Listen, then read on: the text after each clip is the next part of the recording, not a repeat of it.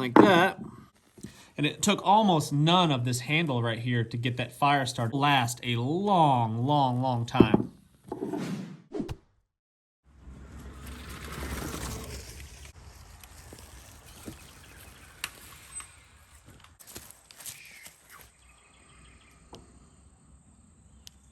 Hello friends, welcome back. I am Jason. Let's talk long-term survival. I have heard of stories in war zones where people have ran out of very normal everyday supplies.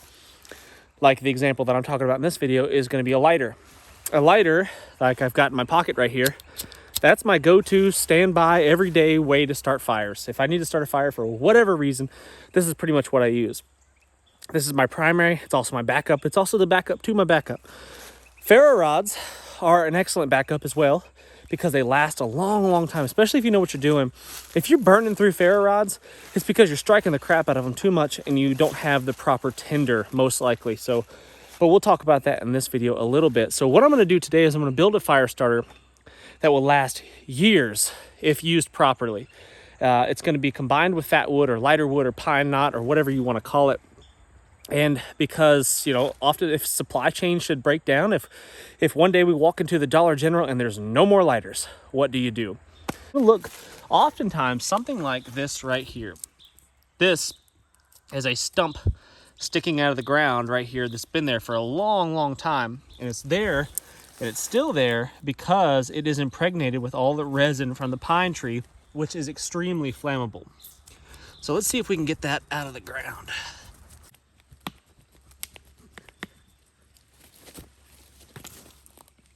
There we go. That's what I'm talking about. So this is just one example. And what I can do to test it, just to see and confirm that it's what I'm looking for, is just kind of cut into it a little bit. Yeah. That looks like some good stuff right there. And you can tell by the color, hopefully you can see this, that really rich amber color.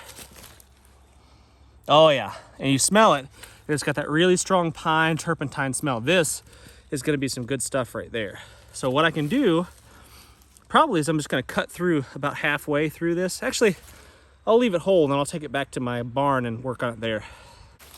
Sometimes you'll find it looking like this, and these knots there, you can oftentimes break off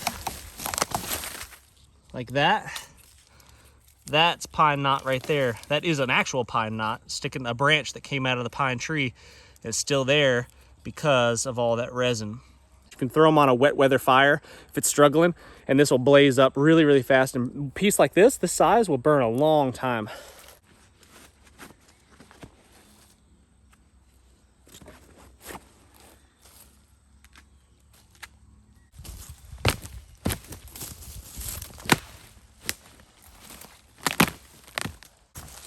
There's another one probably.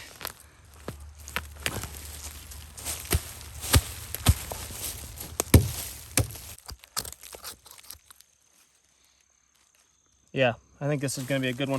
We'll go ahead and take that chunk back with us as well.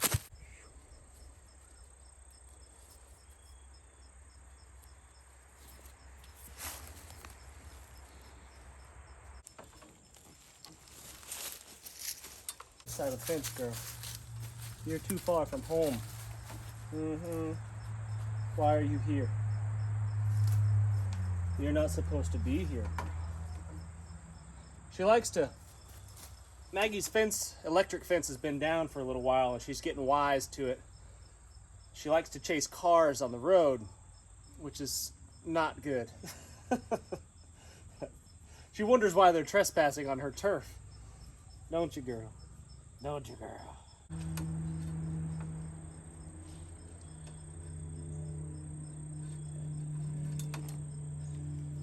It'll work.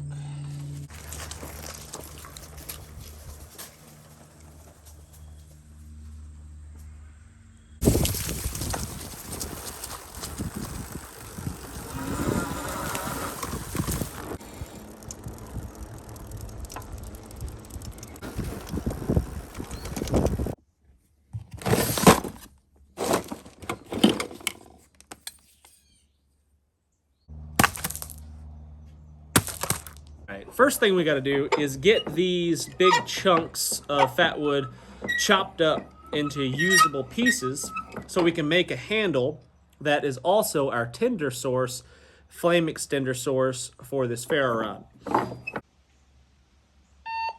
See if that works. My wife is down with a broken knee. I'm not sure exactly what's wrong with it yet, but it's bad. Not sure what the prognosis is, but not good. Mom's been real sick. I caught a cold. My son had the stomach bug the other night. It's just, man, it's raining right now, and it's pouring hard on the sallier habitat at the moment. The on3 habitat is under the weather a bit.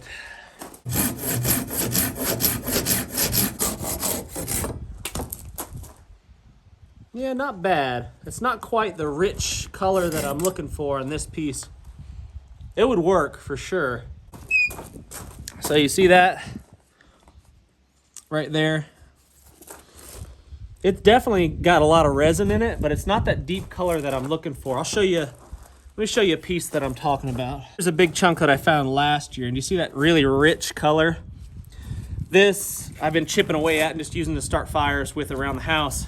And it's really heavy and dense.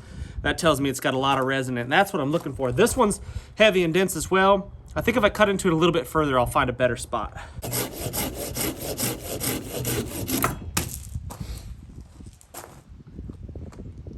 Yeah. That's a little better. See that? That's more the color that I'm looking for.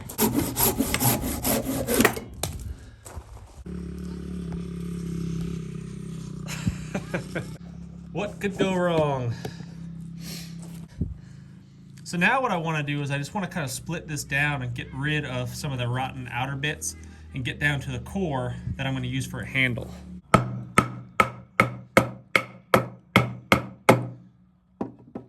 Oh yeah. That's really good stuff. And I'm just going to keep all this. I'm not going to throw it away. That's excellent fire starter. I'm going to just throw that in a bucket and use that to start a fire around the house.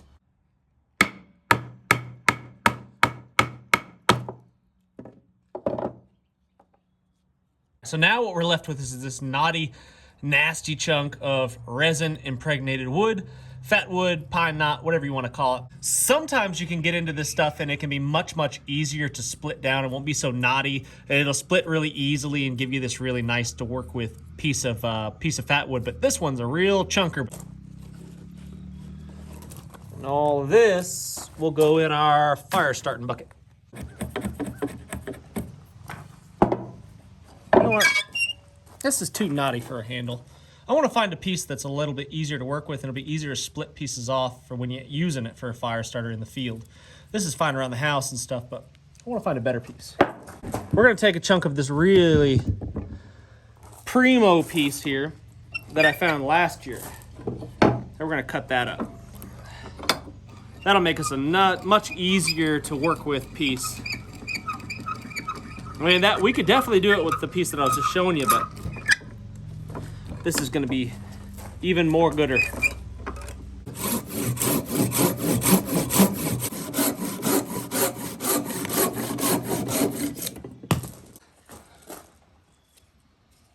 That's going to be much easier to work with.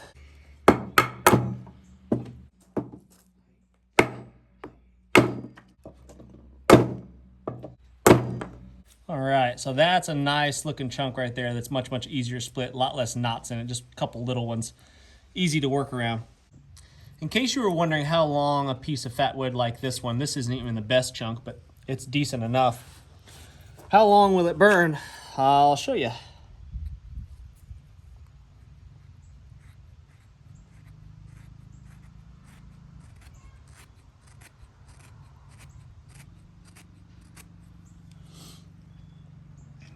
We'll light this thing up and I'll time it and we'll see how long it burns.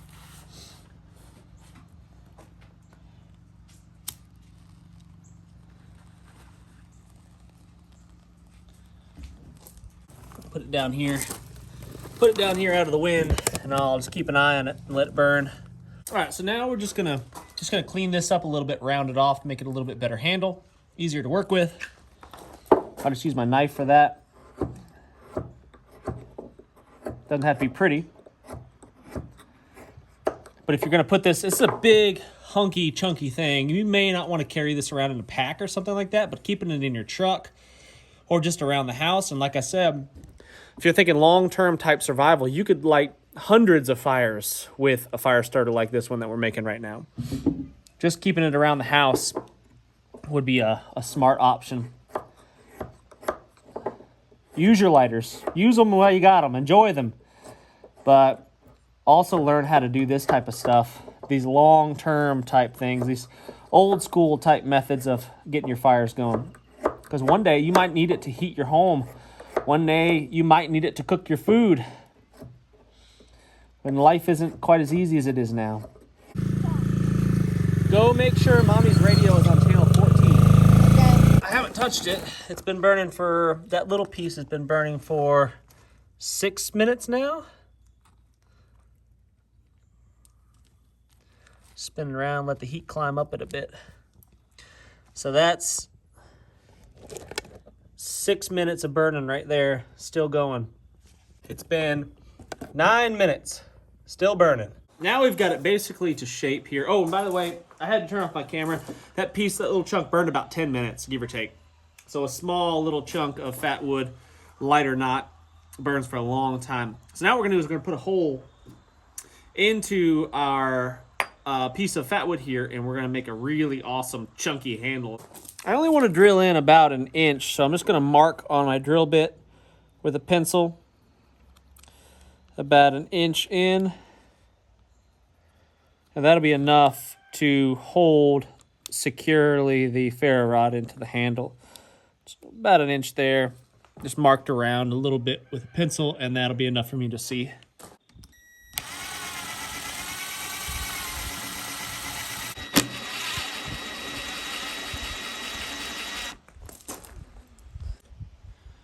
Like that. Perfect fit. Now what I want to do is kind of glue this ferro rod into the handle so it doesn't fall out. And I could use any kind of glue, it doesn't really matter.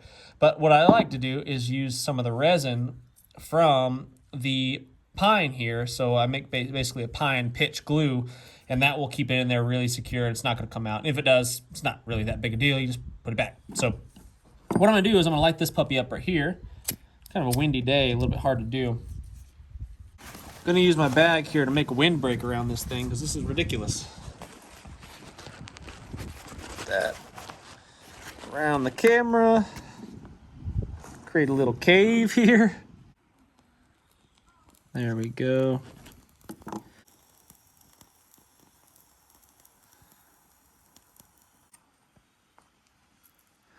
So just a little bit of resin on there, and then I'm going to cram it in to the handle like that.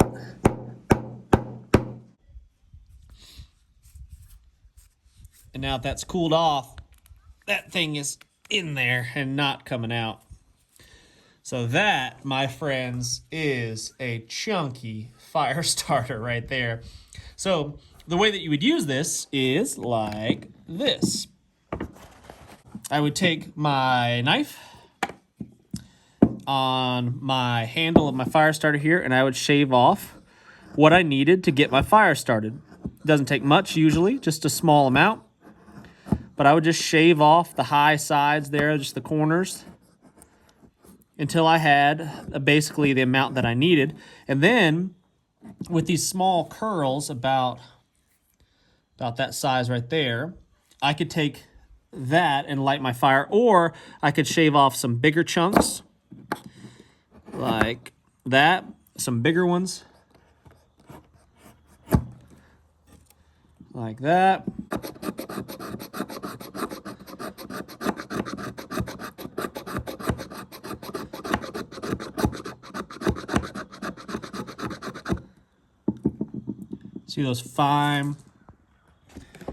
See those extra fine shavings right there? That's the part that I could ignite with my ferro rod.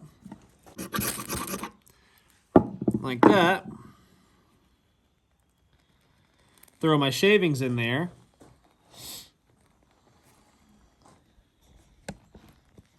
Any other little bitty ones that I've got. Just throw those on there gently. And it took almost none of this handle right here to get that fire started. And that's gonna burn for several minutes, getting any bigger size kindling pieces that I need to start my fire in my fireplace, or if I'm at camp or whatever. This will last a long, long, long time. Guys, I don't think we can assume that life is always going to be as easy as it is now. I don't think we can always assume that we're going to run out to the store at any given moment when our lighter stops working and buy a new one. We might have to resort to more long-term measures such as this. Not saying this is the only way, but it's definitely a solid way to get fires going that will last a long time. And these big ferro rods, this one was 5 inches long, I think, by 1/2 inch. I bought these for just a few dollars. They did not cost very much at all. And not much more than a lighter would. And it would last years and years probably of fire starting. Where you stick this on the mantle next to the fireplace, next to your wood stove, whatever, and it would last a long, long time. But hope you appreciate these kind of videos, guys. I hope you enjoyed this how-to little video here. Leave comments, tell us what you think. Will your 100 pack of lighters that you have last forever? Is this unnecessary? I don't know. Give me your thoughts, give me your opinions, and I cannot wait to see you on the next one.